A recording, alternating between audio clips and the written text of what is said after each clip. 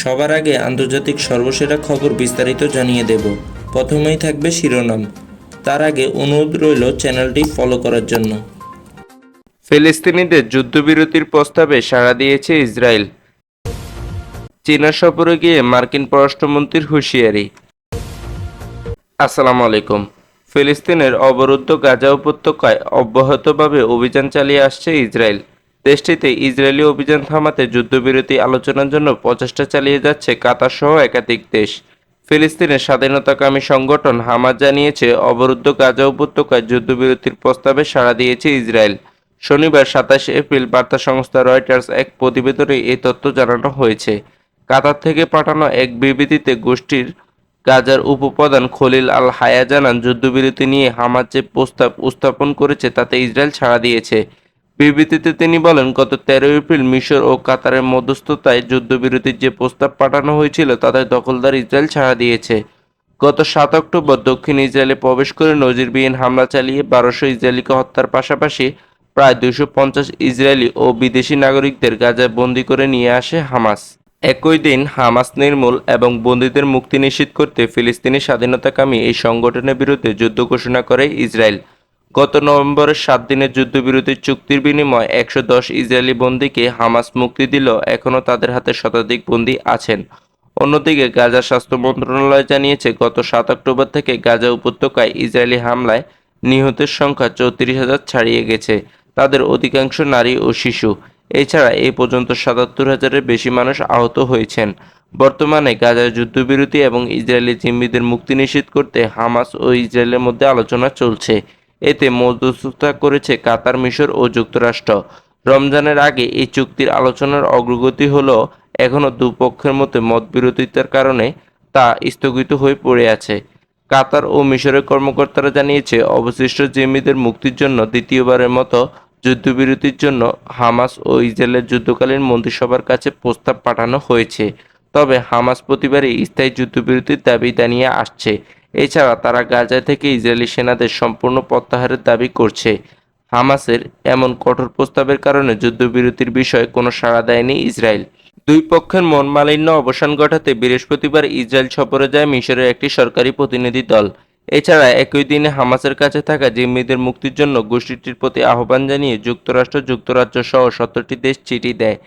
বৃহস্পতিবার চিঠির প্রতিক্রিয়ায় হামাস নেতারা বলেন, তারা আন্তর্জাতিক চাপের কাছে মাথা নত করবে না। এর কয়েক ঘণ্টা পর তারা আবারও বলেন, ফিলিস্তিনের জনগণের আকাঙ্ক্ষা ও অধিকারের সঙ্গে সঙ্গতিপূর্ণ যে কোনো প্রস্তাবকে স্বাগত জানাতে প্রস্তুত হামাস।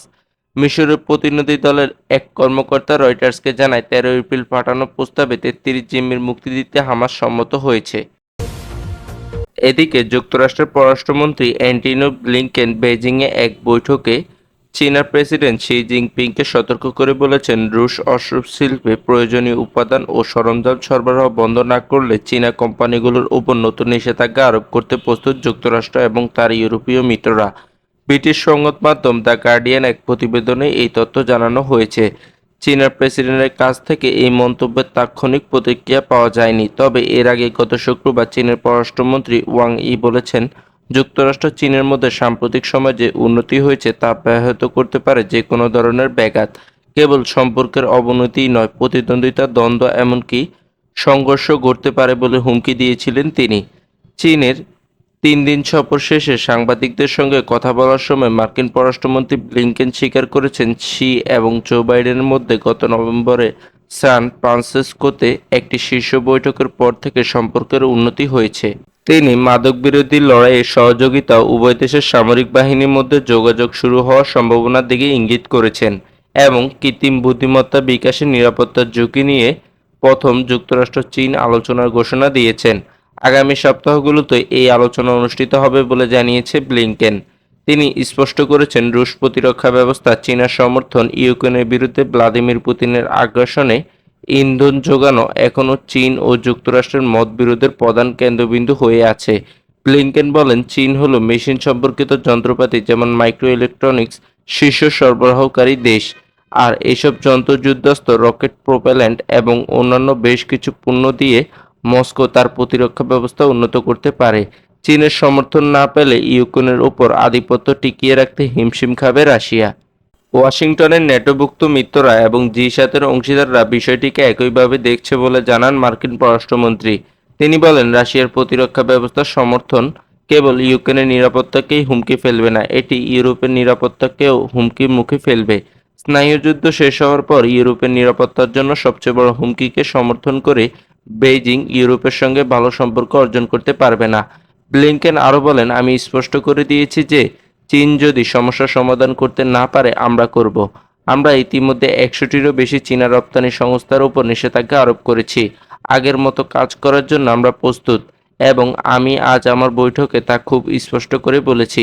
ব্লিংকেনের সঙ্গে বৈঠকের শুরুতে চীনা প্রেসিডেন্ট শি জিনপিং তার মন্তব্যে রাশিয়া এবং ইউক্রেনের বিষয়ে চীনার নীতির ব্যাপারে সরাসরি কিছু বলেননি। চীনা প্রেসিডেন্ট বলেন, তিনি আশা করেন যুক্তরাষ্ট্র চীনের উন্নয়নকে ইতিবাচক দৃষ্টিতে দেখতে পারবে। শি জিনপিং বলেন, এটি রাশিয়া ইউক্রেনের একটি মৌলিক সমস্যা যা অবশ্যই সমাধান করা উচিত। এটা অনেকটা শার্টের প্রথম বোতামের মতো, যা ঠিকভাবে লাগাতে হয়। সমস্যাটি সমাধানের মাধ্যমে চীন যুক্তরাষ্ট্র সম্পর্ক সত্যিকারের স্থিতিশীলতা এবং উন্নতির দিকে এগিয়ে যেতে পারে। 1 বছরের কম সময়ের মধ্যে দ্বিতীয়বারের মতো চীন সফর করলেন যুক্তরাষ্ট্রের পররাষ্ট্রমন্ত্রী অ্যান্টনি ব্লিংকেন।